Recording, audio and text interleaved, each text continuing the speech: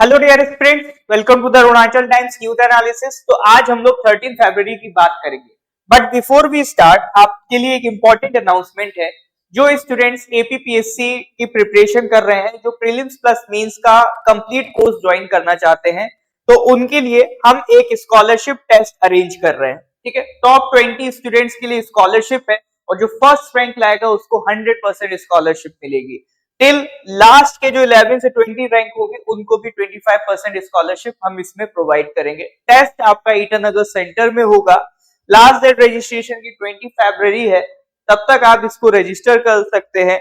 साथ ही साथ अगर आपको कंप्लीट डिटेल चाहिए इसके बारे में या आप रजिस्टर करना चाहते हैं, तो जो गिवन नंबर है स्क्रीन पर 9233789183, इस नंबर पर कॉन्टेक्ट कर सकते हैं। ये स्कॉलरशिप टेस्ट का देखिए हमारा पर्पस ये है कि जो अपने अरुणाचल के मेरिटोरियस स्टूडेंट्स हैं, जो फाइनेंशियल प्रॉब्लम्स की वजह से मान लीजिए क्लासेस नहीं अटेंड कर पा रहे हैं, यहाँ से काफी दूर है, तो उनको एक मौका दे रहे हैं ताकि वो इस स्कॉलरशिप टेस्ट का फायदा उठाएं और इसमें पार्टिसिपेट करें। तो अगर मेरिटोरियस है तो डेफिनेटली उसमें इनको प्रॉफिट मिलेगा और यहाँ से आप को कंप्लीट कोर्स स्टार्ट करके एक कॉम्प्रिहेंसिव प्रिपरेशन भी हम कराएंगे आपका एपीपीएससी में प्रीलिम्स प्लस मेंस स्पेसिफिक।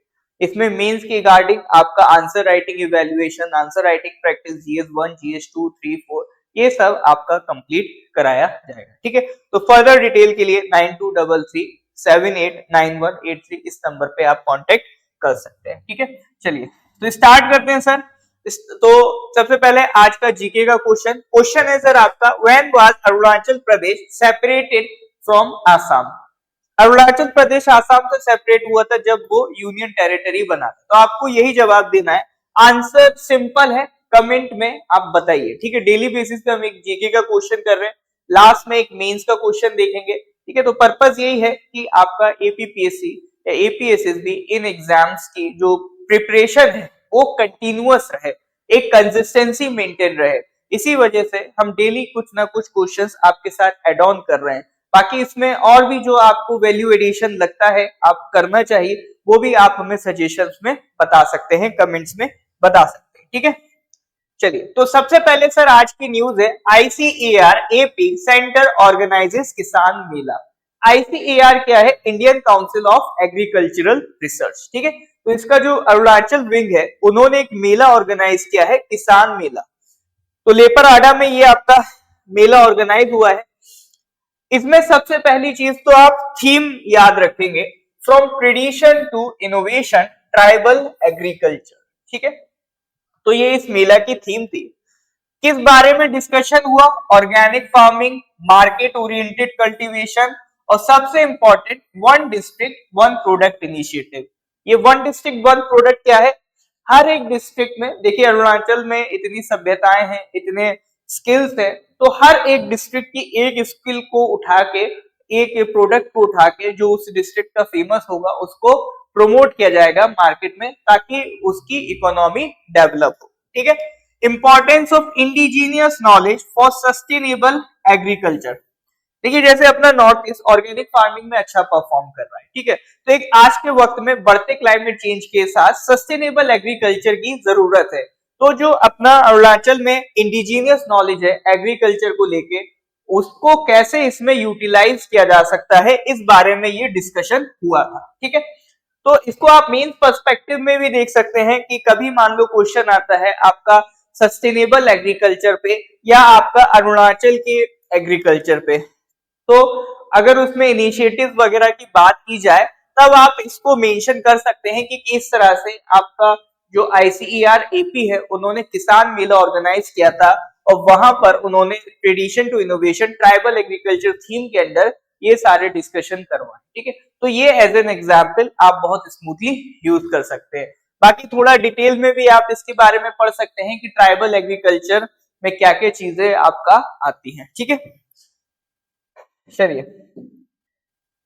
अब इसमें सर आईसीएआर के बारे में थोड़ा सा देख लेते हैं कि ये Indian council of agriculture research है क्या। ठीक है, तो देखिए आईसीएआर एक एपेक्स बॉडी है रिसर्च की। तो इंडिया में जितना भी एग्रीकल्चरल रिसर्च होता है वो उसके लिए मेनली कौन रिस्पॉन्सिबल है? ICAR, Indian council of agricultural research. इसका हेडक्वार्टर आपका न्यू दिल्ली में है। कब बनी थी ये? 1929, 16 जुलाई 1929 में बनी थी, under the societies registration act of 1860। ठीक है, और ये एक ऑटोनॉमस ऑर्गेनाइजेशन है under the department of agricultural research and education. ठीक है, dear department of agricultural research and education under the ministry of agriculture and farmers welfare. तो इसके अंडर ये ऑर्गेनाइजेशन आती है। मेन इनका काम क्या है? एग्रीकल्चरल रिसर्च करना, apex body for research and education in agriculture.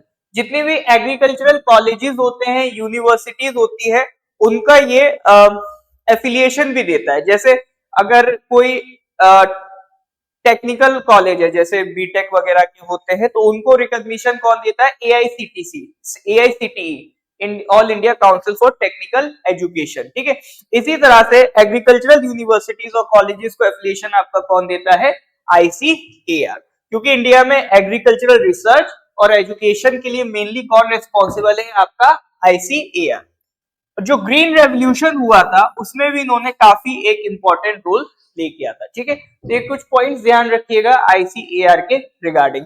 ICAR generally news में रहता है, इसीलिए मैंने इनके बारे में जो बेसिक जानकारी है वो आपको बता दी। ठीक है, कई बार हो सकता है आपसे MCQ में सिर्फ यही पूछ ले, ये बॉडी कब बनी।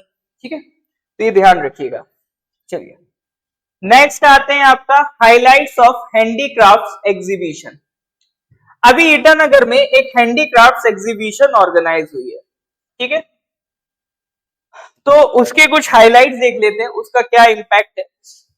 तो आपका जो Dorji Khandu state convention centre है, वहां पर ये ऑर्गेनाइज हुई थी by the directorate of handloom, handicraft and sericulture Tripura under the comprehensive handicraft cluster development scheme. ठीक है, अभी इसके बारे में अलग से बात करेंगे, ये स्कीम में क्या क्या आता है। तो इसमें सर आपके त्रिपुरा, आसाम, अरुणाचल, वेस्ट बंगाल और यूपी के आपका जो आर्टिजन्स है, क्राफ्ट्समैन है, उन्होंने पार्टिसिपेट किया। पर्पस क्या है? देखिए पर्पस ये है कि इंडिजीनियस हैंडीक्राफ्ट को प्रमोट करना है and create sustainable livelihood for artisans. देखिए आज के टाइम में जैसे खास तौर से जब से मशीन मैन्युफैक्चरिंग स्टार्ट हो गई, तब से जो हाथों से बनने वाली आपके क्राफ्ट्स हैं, जिन्हें हम जनरली हैंडीक्राफ्ट्स कहते हैं, उनकी डिमांड कम हो गई। तो पहले जो लोग इन पे रिलाई करते थे अपने रोजगार के लिए, पैसे के लिए, उनकी इकोनॉमी में काफी असर पड़ा। तो अभी सरकार यही चाहती है कि आपका जो हैंडीक्राफ्ट वाले लोग हैं, क्योंकि ये भी सर हमारे कल्चर का ही पार्ट है। ठीक है, तो कल्चर का ही पार्ट है, तो हम भी चाहते हैं कि हमारी जो लोकल ट्रेडिशंस है, लोकल आर्ट है, वो प्रमोट हो। अब ऑब्वियसली बात है, सबसे पहली प्राइमरी इंसान की रिक्वायरमेंट होती है भूख। अगर उसका पेट ही नहीं भरेगा तो वो आर्ट क्या डेवलप करेगा। तो इसीलिए जरूरी है कि जो वो आर्ट डेवलप करे वो मोनेटाइज हो, ताकि वो उससे अर्निंग करे। अर्निंग होगी तो उसका भी एक मोटिवेशन रहेगा कि हाँ ठीक है, इसमें हम काम करते हैं। तो इसीलिए सरकार चाहती है कि जो इंडिजीनियस आर्ट है उसको डेवलप किया जाए, उसको प्रमोट किया जाए। और वो कब प्रमोट होगी? जब मार्केट में उसकी डिमांड क्रिएट होगी। तो वही पर्पस के तहत ये सारा एग्जीबिशन आपकी करवाई जाती है। ठीक है, अब ये जो आपका comprehensive handicraft cluster development scheme है, इसकी हम बात कर लेते हैं। ये देखिए, ये कौन सी मिनिस्ट्री के अंडर आती है? Under the ministry of textiles. ठीक है, तो it is under the ministry of textiles. अब इसमें सर है क्या? ये जो आपका क्लस्टर हैंडीक्राफ्ट स्कीम है, इसका मेन पर्पस क्या है? एक वर्ल्ड क्लास इंफ्रास्ट्रक्चर डेवलप किया जाए, जो भी लोकल आर्टिजन्स हैं और स्मॉल मैन्युफैक्चरर्स हैं, to enhance production and exports. ठीक है, तो इसमें सरकार क्या करेगी? मतलब इसमें बता रहे हैं कि आपका जो लोकल आर्ट है, लोकल क्राफ्ट्स है, उनको प्रमोट किया जाएगा। कैसे प्रमोट किया जाएगा? उसमें सर आपका रोजगार मिलेगा, ट्रेनिंग मिलेगी, टेक्नोलॉजी प्रोवाइड की जाएगी, मार्केट से लिंक किया जाएगा, और प्रोडक्शन डाइवर्सिफिकेशन, डिफरेंट डिफरेंट तरह के प्रोडक्ट्स को सेल किया जाएगा। ठीक है, तो ये सारी चीजें करके सरकार ये आपका जो टेक्सटाइल सेक्टर है उसको बूस्ट करेगी। अब इंडिया में हैंडीक्राफ्ट जो टेक्सटाइल है, जैसे आपने देखा होगा कश्मीर में शॉल्स बनती हैं, ठीक है, अलग अलग इस तरह का जो हैंडीक्राफ्ट टेक्सटाइल है, उसकी मार्केट की कंडीशन अभी क्या है। देखिए ये अब जो मैं डिस्कस कर रहा हूं ये आपका मींस पर्सपेक्टिव से कि कभी हैंडीक्राफ्ट टेक्सटाइल के बारे में अगर आपसे पूछे तो आप क्या क्या पॉइंट्स एड ऑन कर सकते हैं, इसीलिए मैंने ये सारे पॉइंट्स ऐड किए कि अगर हम बात करें टेक्सटाइल हैंडीक्राफ्ट सेक्टर की इंडिया में, तो इंडिया की जीडीपी का ये 5% है।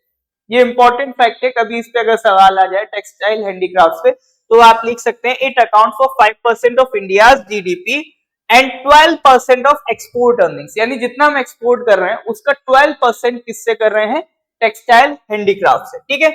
It employees 45 million people in labour intensive sector, ठीक है, तो ये बहुत बड़ी बात है।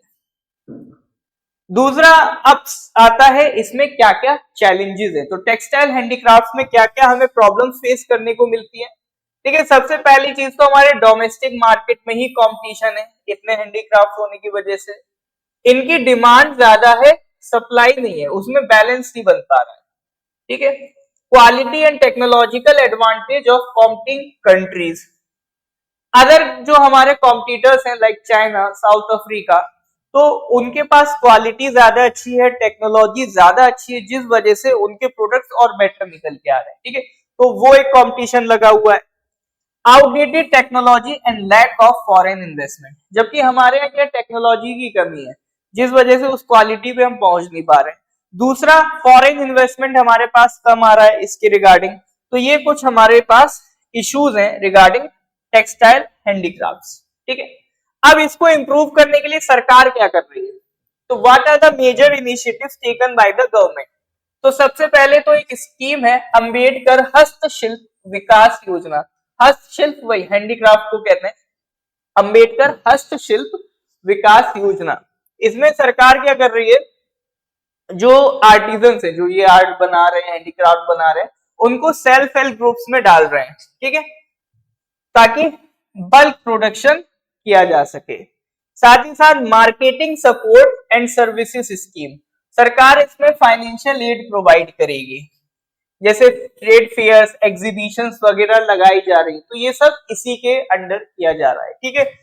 पीएलआई स्कीम फॉर टेक्सटाइल्स, देखिए पीएलआई बोले तो प्रोडक्शन लिंक्ड इंसेंटिव, यानी जिस लेवल पे प्रोडक्शन होगा उसी के अकॉर्डिंग सरकार उनको इंसेंटिवाइज भी करेगी, ठीक है, तो इससे भी ताकि ज्यादा से ज्यादा प्रोडक्शन हो सके। नेशनल टेक्निकल टेक्सटाइल मिशन, ये भारत सरकार ने लॉन्च किया है टेक्निकल टेक्सटाइल्स में अपने आप को प्रमोट करने के लिए। टेक्निकल टेक्सटाइल्स क्या होते हैं, जैसे कुछ टेक्सटाइल मतलब एक कपड़ा आप समझ सकते हो, कुछ ऐसे कपड़े होते हैं जो किसी एक स्पेसिफिक पर्पस के लिए बनते हैं, फॉर एग्जांपल जैसे फायर सूट, ठीक है, तो fire suit is an example of technical textile, ठीक है। एक है आपका समर्थ स्कीम, तो इसके तहत सरकार क्या क्रिएट कर रही है, स्किल्ड वर्कफोर्स बना रही है, ताकि आपका जो हैंडीक्राफ्ट्स हैं उसकी क्वालिटी और प्रोडक्शन को बढ़ाया जा सके। तो these are the major initiatives for improving the handicraft textile sector in India, ठीक है। तो अगर मेंस के पर्सपेक्टिव में कभी एपीपीएससी में इस पे क्वेश्चन आए तब आप स्मूथली ये सारे पॉइंट्स मेंशन कर सकते हैं, ठीक है। चलिए आगे बढ़ते हैं सर। तो एनालिसिस इतना ही था, आज का क्वेश्चन देख लेते हैं मेंस का। Gandhara sculpture owed as much to the Romans as to the Greeks, explain, ठीक है। तो ये क्वेश्चन 150 मार्क्स का है, सॉरी 150 वर्ड्स 10 मार्क्स का क्वेश्चन है। तो इसका जो आंसर है आप लिख के हमें व्हाट्सएप कर सकते हैं एट दिस नंबर 9990784642। तो इस नंबर पर अगर आप व्हाट्सएप करते हैं तो इसका इवेल्युएटेड कॉपी हम आपको प्रोवाइड करेंगे, ठीक है। हमारा मेन पर्पस है, अगर आप एपीपीएससी की प्रिपरेशन कर रहे हैं, आंसर राइटिंग आप अपनी बेटर करें, और आंसर राइटिंग बेटर करने के लिए तरीका सिर्फ एक ही है, प्रैक्टिस प्रैक्टिस प्रैक्टिस, लेकिन practice must be in the right direction. इसीलिए हम आपको सिर्फ क्वेश्चन नहीं दे रहे हैं, आपको एक ऑप्शन भी दे रहे हैं कि आप इस क्वेश्चन का आंसर लिखिए और उसकी जो इवैल्यूएशन है वो हम आपको प्रोवाइड करेंगे। तो डेली डेली बेसिस पे भी आप एक क्वेश्चन लिखना स्टार्ट करेंगे तो विद इन सम टाइम आप एक अच्छे स्किल्ड पर्सन बन जाएंगे रिगार्डिंग आंसर राइटिंग, ठीक है। क्योंकि देखिए मेंस में ये स्किल आपको बहुत काम आएगी, भले ही आप कितना सिलेबस कंप्लीट कर लें, कुछ भी कर लें, अगर आंसर राइटिंग आपकी अच्छी नहीं है तो वो आपको एग्जाम में प्रॉब्लम देगी। तो इट्स बेटर कि आंसर राइटिंग जरूर से जरूर करें। तो ये आपका फ्री ऑफ कॉस्ट इनिशिएटिव हमने लॉन्च किया है ताकि आपकी एक डेली कंसिस्टेंसी डेवलप हो आंसर राइटिंग में। तो अगर आप एपीपीएससी के लिए प्रिपरेशन कर रहे हैं, आप कहीं भी एनरोल्ड हैं, नहीं एनरोल्ड हैं, north east PSC is ready to mentor you in every possible manner, ठीक है।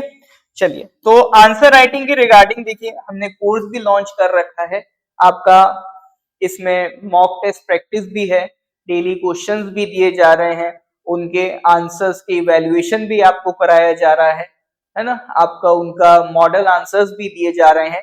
तो ये सारी चीजें ऑफलाइन एंड ऑनलाइन दोनों में अवेलेबल है in the least possible prices, ठीक है। एक जोड़ी जूता ब्रांडेड में थोड़ा बहुत आप जो खर्च करते हो उससे कम प्राइस में ये आपके कोर्स अवेलेबल है।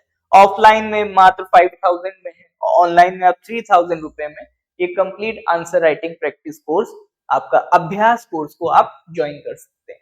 बाकी पीडीएफ का जो डिटेल है और अगर कोर्स की जानकारी चाहिए तो गिवन नंबर 6009526445 या 9233789183 इस नंबर पर कांटेक्ट कर सकते हैं।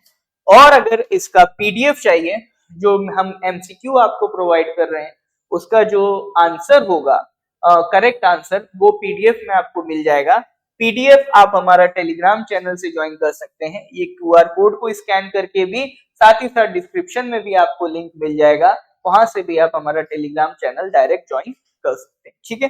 तो आज के एनालिसिस में सर इतना ही, मिलते हैं नेक्स्ट क्लास में। तो अगर एनालिसिस आपके फायदे के लिए हो रही हो तो कृपया वीडियो को लाइक कर दीजिए, चैनल को सब्सक्राइब कर दीजिए और अपने कलीग्स के साथ इसको शेयर कर दीजिए।